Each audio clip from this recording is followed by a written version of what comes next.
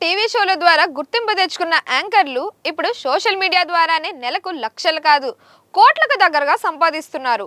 అలాంటి వారిలో ఇప్పుడు ఎక్కువగా వినిపిస్తున్న పేరు విష్ణుప్రియ భీమినేని.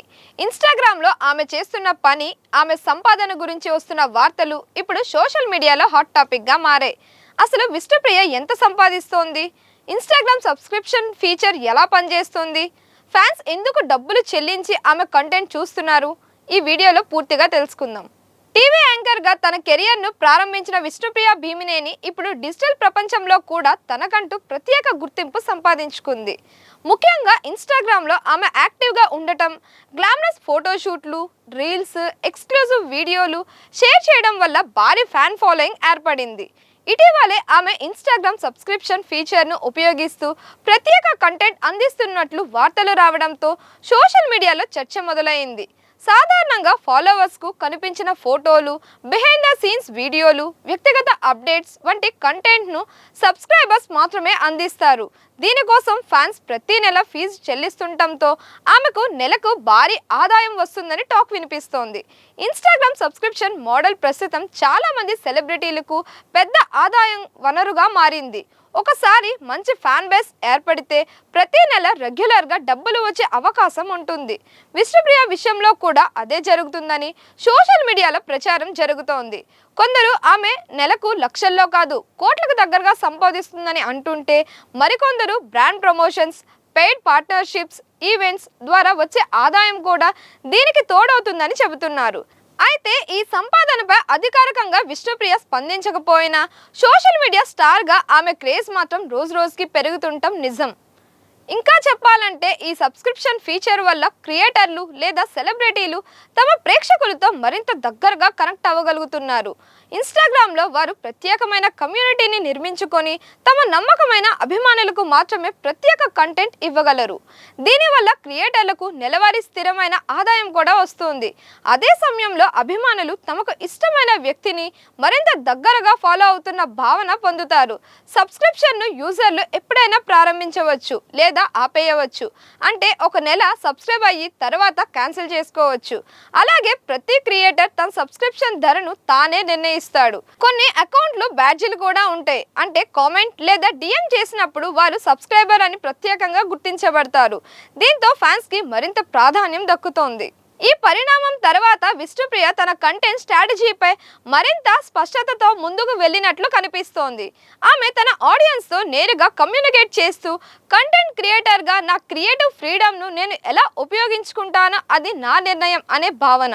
సబ్స్క్రిప్షన్ మోడల్ వల్ల తనకు మరింత ఫోకస్డ్ ఆడియన్స్ చేరుతున్నారని, అలాగే కంటెంట్ క్వాలిటీపై కూడా ఎక్కువ దృష్టి పెట్టగలుగుతున్నానని ఆమె చెప్పినట్లు సోషల్ మీడియాలో చర్చ జరిగింది. ఇక మరోవైపు ఈ విషయం డిజిటల్ క్రియేటర్లకు సంబంధించిన విస్తృతమైన చర్చకు దారితీసింది. Content monetization, privacy settings, audience targeting వంటి అంశాలపై భిన్న అభిప్రాయాలు వెలువడ్డాయి. కొందరు ఇది ఆధునిక కంటెంట్ ఎకానమీ సహజమైన మార్పు అని భావిస్తే, మరికొందరు సోషల్ మీడియాలో ఓపెన్ ప్లాట్ఫామ్ స్వభావం మారుతుందని ఆందోళన వ్యక్తం చేశారు. అయినప్పటికీ ఈ మొత్తం చర్చ మధ్య విష్ణుప్రియ తన కంటెంట్ దిశను మార్చకుండా తనకు సరైందని భావించిన మార్గంలోనే కొనసాగుతోంది. ఇలా చూస్తే విష్ణుప్రియ భీమినేనికి ఉన్న ఫాలోయింగ్ కేవలం ఒక సంఖ్యగా మాత్రమే చూడలేం. సోషల్ మీడియాలో ఇలాంటి సబ్స్క్రైబర్లు అంటే వాళ్ళు కేవలం చూడటానికి కాదు, కంటెంట్తో కంటిన్యూగా కనెక్ట్ అయ్యే ఆడియన్స్ అని అర్థం. అంటే ఆమె చేసే పోస్టులు, రీల్స్ లేదా అప్డేట్స్పై నిజమైన ఇంట్రెస్ట్ ఉన్నవాళ్ళు ఉన్నారని ఇది సూచిస్తోంది. ఇది ఒక సెలబ్రిటీకి డిజిటల్ ప్లాట్ఫామ్లో ఉన్న రీచ్ ఎంత బలంగా ఉందో చూపించే ముఖ్యమైన సూచిక. ఇంకా చెప్పాలంటే ఈ స్థాయి ఎంగేజ్మెంట్ రావడం అంత సులభం కాదు. కంటెంట్ క్వాలిటీ, ఆన్లైన్ ప్రెజెన్స్, అలాగే ఆడియన్స్తో ఉన్న కనెక్షన్ ఇవన్నీ కలిసి ఇలాంటి ఫాలోయింగ్ను పెంచుతాయి.